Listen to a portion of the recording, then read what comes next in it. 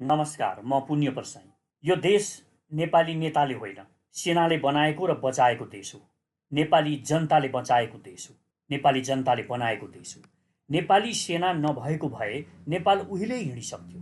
अहिले इन्डिया नेपाली सेना घटाउने प्रपञ्च गरिरहेको छ र नेपाली सांसदको मुखबाट उसले यो बोल्न पनि लगाइरहेको छ। पहिला प्रचण्ड र बाबुरामलाई पनि उसले यही काममा खटाएको थियो। उनीहरू खुला रूपमा आउन साथ नेपाली सेना घटाउनुपर्छ भनेर कराउने गर्थे। अहिले नयाँ तथा पुराना पार्टीका नयाँ दलालहरूलाई बोल्न लगाइरहेको छ। नेपाली सेनाको सङ्ख्या घटाउनु भनेको नेपालको सार्वभौम सत्ता जानु हो। जसरी सेना नभएको कारणले सिक्किमको गयो। हजार मात्र बलियो सेना भएको भए आज सिक्किम स्वतन्त्र राज्य नै हुने थियो। सन् 1947मा स्वतन्त्र भारतका प्रथम प्रधानमन्त्री जवाहरलाल नेहरूको नेतृत्वको मन्त्रीमण्डलको बैठकमा तत्कालीन गृहमन्त्री सरदार वल्लभभाई पटेलले राजा रजौटाहरूको उन्मूलन गरी भारतमा विलय गर्ने सिलसिलामा हिमाली स्वतन्त्र राष्ट्रहरू नेपाल, सिक्किम र भुटान समेत भारतमा गाभ्ने प्रस्ताव पेश गरेका थिए। त्यो बेला यी मान्छे वल्लभभाई पटेल इन्डियाका गृहमन्त्री थिए। त्यही सिलसिलामा नेपाललाई सिधै गाभ्नु सम्भव थिएन। नेपालमा इन्डियाको भन्दा शक्तिशाली सेना थियो। यसका लागि पहिला राणा शासनको अन्त्य र आफूले चाहेको शक्ति नेपालमा तयार गर्नु अनिवार्य थियो। इन्डियाको यो छनक राणा प्रधानमन्त्री पद्म शमशेरलाई थियो। त्यसैले उनले म जनताको नोकर हुँ भन्दै संविधान दिने प्रयास गरे। तर उनलाई इन्डियन नेताको दबावमा संविधान फिर्ता गर्न मात्र लगाइएन, अपदस्थ समेत गरियो र मोहन शमशेर श्री 3 बने। अङ्ग्रेज हिँड्ने बेलामा नेपाललाई सुगौली सन्धिमा गुमेको भूभागसहित बङ्गालको खाडीसम्मको लागि समुद्रको बाटो पहुँच हुने गरी भूभाग समेत दिने भनेका थियो। अङ्ग्रेजले यो प्रस्ताव गरेको थियो नेपाललाई। यदि मोहन शमशेरले यो प्रस्ताव गरेको भए इन्डियन नेताको पनि केही चल्नेवाला थिएन। नेपालले आफ्नो विशाल नेपाल मात्र होइन, समुद्रसम्म पहुँच पनि पाउने थियो। तर नेहरू, पटेल र गान्धीको चङ्गुलमा परेर सत्ता जोगाउनको लागि, सत्ता प्राप्त गर्नको लागि मोहन शमशेरले कम्पनी सरकारसँग यो प्रस्ताव राख्ने हिम्मत नै गरेनन्। कम्पनी सरकारले त बारम्बार प्रस्ताव गर हामी दिन्छौँ, अहिले हाम्रो हात माथि छ भनेकै थियो। तर हाम्रा दलाल सत्ता लोलुप नेता त्यो बेलाका प्रधानमन्त्री मोहन शमशेर डराए र अहिलेका पछिल्लाहरूको पनि त्यही हालत छ। सत्ताको लोभमा परेर उनीहरू देशमाथि कुठाराघात गरिरहेका छन्। इन्डियाका भाइसरायले 3 पटक 2 पटक त काठमाडौँमै आएर प्रस्ताव राख्दा पनि मोहन शमशेरले यो स्वीकार गरेनन्। कारण थियो इन्डियाका क्रान्तिकारी र शिक्षित जनताले विद्रोह गरेर उनको सत्ता ढाल्नेछन् भन्ने गान्धी र नेहरूले देखाएको डर। इन्डियनहरू यसरी यहाँको सत्ताधारी मोहन शमशेरलाई डर देखाइरहेका थिए। यहाँका मान्छे पढे लेखेका छन्, तिनीहरूले गाभिने बित्तिकै तिम्रो सत्ता पल्टाउनेछन् भनेर डर देखाइरहन्थे।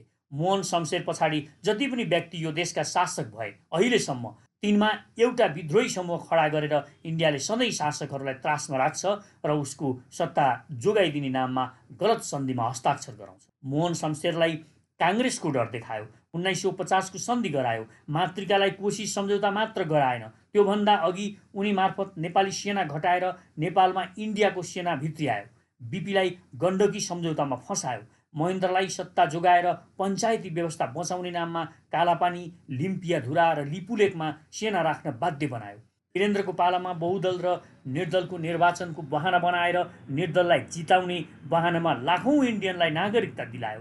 गिरिजा, माधव नेपाल र शेरबहादुरलाई त इन्डियाले नेपाल विरोधी यति पाप गराइसकेको छ कि त्यसको कुनै हिसाब नै छैन। इन्डियाको यो खेल बुझेका चीन र अमेरिकाले राजा ज्ञानेन्द्रलाई दलसँग सम्झौता गरेर अगाडि बढ्न धेरै सुझाव दियो। तर इन्डियाको खेल नबुझेका राजा ज्ञानेन्द्रलाई उनका इन्डियन दलाल स्वकीय सचिव र यस्तै इन्डियन जासुसको सल्लाहमा कसरी उकास्दै लगियो भने उनी आफ्नो बाबु जस्तै भयानक निरङ्कुश हुने भएर शासन चलाउने सपना देख्न थाले। दाजु वीरेन्द्र जस्तै लचिलो बन्ने कलाविहीन नाटक गर्दा गर्दै यिनी झन फस्दै गए। अन्त्यमा इन्डियाले उही आफ्नो नीति अनुसार जसरी मोहन शमशेरलाई सत्ता बचाइदिन्छु भनेर 1950को असमान सन्धिमा हस्ताक्षर गराएको थियो, त्यस्तै घातक सन्धि तिर्स्यायो। त्यो सन्धिमा नेपालको सेना विघटन गर्ने र नेपालको परराष्ट्र र सुरक्षा इन्डियाले हेर्ने भन्ने थियो। यो सन्धि गरेर पनि आफ्नो सत्ता जोगिएला भन्ने ज्ञानेन्द्रलाई थिएन, किनकि सैनिक विद्रोह हुन सक्थ्यो। सैनिक विघटन गर्ने कुरा सेनाले मान्दैन थियो, किनभने नेपाली जनताको भावना अनुरूप नै नेपाली सेनाले काम गरिरहेको अवस्था र अहिले पनि गरिरहेको कारणले गर्दाखेरि त्यो बेला ज्ञानेन्द्रको यो कुरा सत्ताको लागि मान्ने सम्भावना थिएन र त्यसो गरेर सत्ता उनको जोगिँदैन थियो। त्यति कुरा उनले बुझेका पनि। ज्ञानेन्द्रले सेनाको सुझाव लिए तर राष्ट्रवादी सेनाले यो मान्न अस्वीकार गर्यो।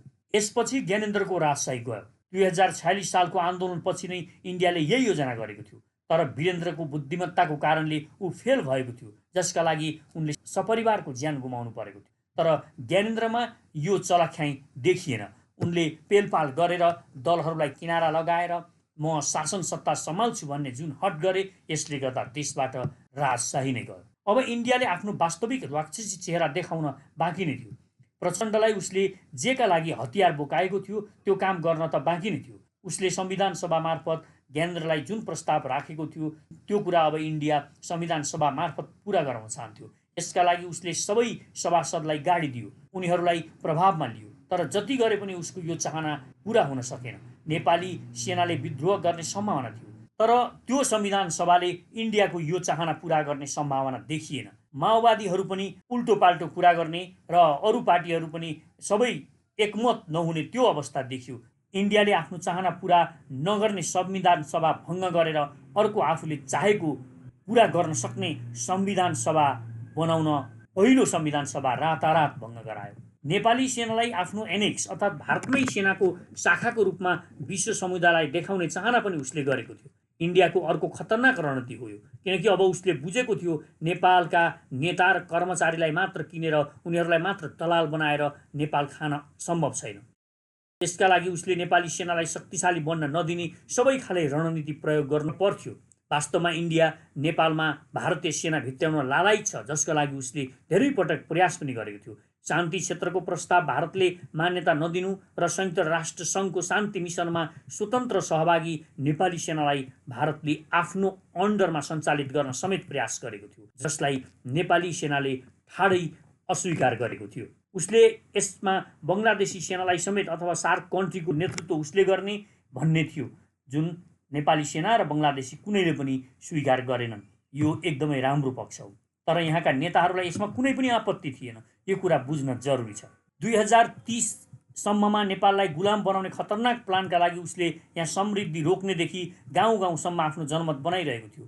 उसले यसका लागि बिहारीलाई मात्र नेपालको नागरिकता बनाउने प्रपञ्च रचेको छैन। दार्जिलिङ, आसाम र सिक्किमतिरका नेपाली भाषी र तिब्बतीलाई समेत नेपाली नागरिकता दिलाउने कानुन पास गराएर उनीहरूबाट जय हिन्द हाम्रा भारत महान भनाइरहेको छ। नागरिकता विधेयक यसैको उदाहरण पनि हो। तिब्बततिरबाट आएका भोटे र आसामतिरबाट आएका आर्यन बाहुन क्षेत्री देख्ने बित्तिकै नागरिकता दिलाउन सिफारिस गर्न नथाल्नुहोस्, त्यही उताको जासुस हुन सक्छ। सचेत बनेर काम गर्न अत्यन्तै जरुरी छ। इन्डिया हामीका लागि मात्र होइन, पानीका लागि पनि फसाउन चाहन्छ। तत्कालको उसको आवश्यकता त पानी पनि हो, किनकि 2030 सम्ममा उसले नेपालका नदी नालाहरू खाइसक्नु पर्नेछ, किनकि 2040 देखि इन्डियामा पानीको हाहाकार हुनेवाला छ। भारतलाई राम्रोसँगले थाहा छ नेपालमा राजनीतिक किचलो नहुने हो भने नेपालमा भ्रष्टाचार रोकिने छ र निकै द्रुत गतिमा विकास हुनेछ। नेपाल समृद्ध भयो भने उसलाई दबाव सिर्जना गर्न कठिन हुन्छ। त्यसकारण ऊ नेपाललाई गरिब नै बनाइराख्न चाहन्छ, जसरी पश्चिमाहरू आफ्नो क्षुद्र स्वार्थको लागि नेपाललाई गरिब बनाउन चाहन्छ। सेनाको शक्ति बढ्ने कुरा यो कदाचित उनीहरूलाई स्वीकार छैन, जुन ऊ चाहँदैन। 2030 सम्ममा नेपाललाई सके सिक्किम बनाउने, नभए पनि भुटान चाहिँ बनाउने उसको गुरु योजना छ। यसका लागि उसले नेपालको समृद्धि रोक्नु त पर्छ नै, साथै भारतीयहरूको सङ्ख्या पनि यहाँ बढाइरहेको छ, जुन अब नागरिकता विधेयकले अझ द्रुत गतिमा गर्नेछ। यसका लागि नागरिकता विधेयक पास गराउन इन्डिया सफल भइसकेको छ र 2030 सम्म आफ्नो प्रभाव कायम राखेर यहाँ सत्ताको चाबी आफ्नो हातमा लिइरहने इन्डियाको रणनीति रहेको छ र यहाँ लेन्डुपेहरूलाई प्रयोग गरेर सदनबाट यस्ता कानुन पारित गराउन चाहन्छ जसपछि नेपालको सुरक्षा र परराष्ट्र सम्बन्धमा उसको नियन्त्रण रहनेछ। अनि नेपालीको सेना भित्र्याउन उसले नेपाली सरकारलाई सोध्नै पर्ने छैन। अब भारतको पापबाट जोगिनका लागि हामीले यी माथिका कुराहरू सहित अर्को कुरामा ध्यान दिनुपर्छ। नेपालमा बलियो र स्थिर राष्ट्रवादी सरकार अति आवश्यक छ। ओली र प्रचण्ड फुटाउन इन्डियाले जुन रणनीति लगायो त्यो नेपालका लागि निकै खतरनाक छ। यसमा उसले माधव नेपाललाई खतरनाक गोटीको रूपमा प्रयोग गरेको छ। अहिले ओली र प्रचण्डको किचलोलाई अब ओली र देउबाको किचलोमा परिणत गराएको छ। यो इन्डियाको सुनियोजित किचल हो। उसले काङ्ग्रेस र एमालेलाई कहिले पनि मिल्न दिनेवाला छैन।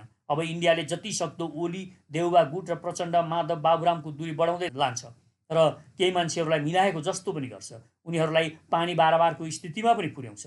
नेपालमा भ्रष्टाचार मौलाउनु र यहाँको सत्तामा जतिखेर पनि सत्ताधारीलाई डर देखाइरहनु, अहिले प्रचण्डको त्यही हालत पनि भएको छ। उनलाई कुन बेला सत्ता जान्छ भन्ने डर भइरहेको छ भने उता देउबालाई अर्को पटक प्रधानमन्त्री फेरि 2 वर्ष पछाडि बन्दिन कि भन्ने चिन्ता छ भने यतातिर ओलीलाई पनि त्यही किसिमको लोभ देखाइएको छ। यो कुरामा ध्यान दिन जरुरी छ भने अर्कोतिर अर्थतन्त्र डामाडोल भएको छ, सेनाको सङ्ख्या घटाउनुपर्छ भन्ने आवाजहरूलाई जोडतोडका साथ उठाउन थालिएको छ र फेरि राजावादीहरूको किचलो पनि अगाडि ल्याइएको छ। राजावादीहरूलाई पनि अब यहाँको किचलो बढाउनको लागि प्रयोग गर्ने इन्डियाले ठुलो सम्भावना छ भने ज्ञानेन्द्र र राजावादीहरूलाई फेरि गोटीको रूपमा उसले प्रयोग गर्न सक्छ। त्यो बिचमा उसले नेपाललाई बर्माको अवस्थामा पनि पुर्याउन सक्छ। अब देशमा यति भद्रगोलको स्थिति इन्डियाले यहाँ सिर्जना गर्छ कि तपाईँ कल्पना पनि गर्न सक्नुहुन्न। सेना, राजा, ओली र देउबा गुटलाई, प्रचण्ड गुटलाई कति धेरै फसाउँदैछ भने इन्डियालाई मध्यस्थमा राखेर समता गर्न बाध्य बनाउँछ भने अर्कोतिर नयाँ आएका जति पनि पार्टीहरू छन् तिनीहरू पनि जसरी पनि सत्तामा पुग्नुपर्छ भन्ने तिनीहरूमा जुन चिन्तन देखिएको छ, सत्तामा त्यो चिन्तनलाई इन्डियाले प्रयोग गर्नेछ र उनीहरू पनि इन्डियाकै पक्षमा प्रयोग हुनेछन् भन्ने कुरा देखिँदै आइरहेको छ। त्यसपछि फेरि कुरा उठ्छ नयाँ संविधान अर्थात् नयाँ जनमत सङ्ग्रह। यो सब हुनु भनेको कुन अवस्था हो तपाईँ आफै मूल्याङ्कन गर्नुहोस्। कि प्रत्यक्ष निर्वाचित राष्ट्रपति भनिन्छ कि राजा र प्रत्यक्ष निर्वाचित प्रधानमन्त्री भनिन्छ, केही न केही यस्ता गोलमालहरू सिर्जना गरेर फेरि यो संविधानलाई भङ्ग गर्न खोजिँदैछ। यो संविधान अपहरण गरेर यहाँ उसले आफूले चाहेको जस्तो संविधान स्थापित गराउन चाहन्छ इन्डिया, किनभने यो संविधानमा पनि उसले भनेका जस्ता कुराहरू केही पनि भइरहेका छैनन्। नेपालको सेना विघटन मात्र होइन, नेपाल भुटानको अवस्थामा पुर्याउने उसको गहिरो चाल अन्तर्गत अहिले नेताहरू प्रयोगमा आइरहेका छन्। हामी गुलाम बन्छौँ, यो कुरा महसुस गर्न जरुरी छ। नेपाल भन्ने देश इन्डियाको गुलाम बन्छ, त्यसैले बेलैमा नेपालीले दलालहरूलाई पहिचान गर्न जरुरी छ। अहिले दृश्यमा भएका 70 कटेका देउबा, ओली, माधव, प्रचण्ड, झलनाथ, बाबुराम, रामचन्द्र, कृष्ण सिटौला यिनै हुन् नेपालका खाँटी लेन्डुपे र नयाँ आएका लेन्डुपेहरूलाई त तपाईँहरूले चिनि नै रहनु भएको छ। यिनीहरूकै इगोमा खेलेर इन्डियाले नेपाललाई गुलाम बनाउनेवाला छ। यिनीहरूकै सत्ता मुहलाई प्रयोग गरेर उसले नेपाली सेनाको सङ्ख्या घटाउने कुरा गरिरहनेछ र नेपाली सेनाको सङ्ख्या घटाउनु भनेको नेपालको स्वतन्त्र अस्तित्व गुम्नु हो भन्ने कुरा तपाईँ हामी नेपाली जनताले बुलन्दका साथ आवाज उठाउन जरुरी छ। नयाँ आउनेछन्, तर नयाँ आए भने पनि उनीहरू इन्डियासँग सत्ताको लागि घुँडा टेक्ने नै छन्। तिनलाई प्रयोग गर्न इन्डिया चुक्ने छैन।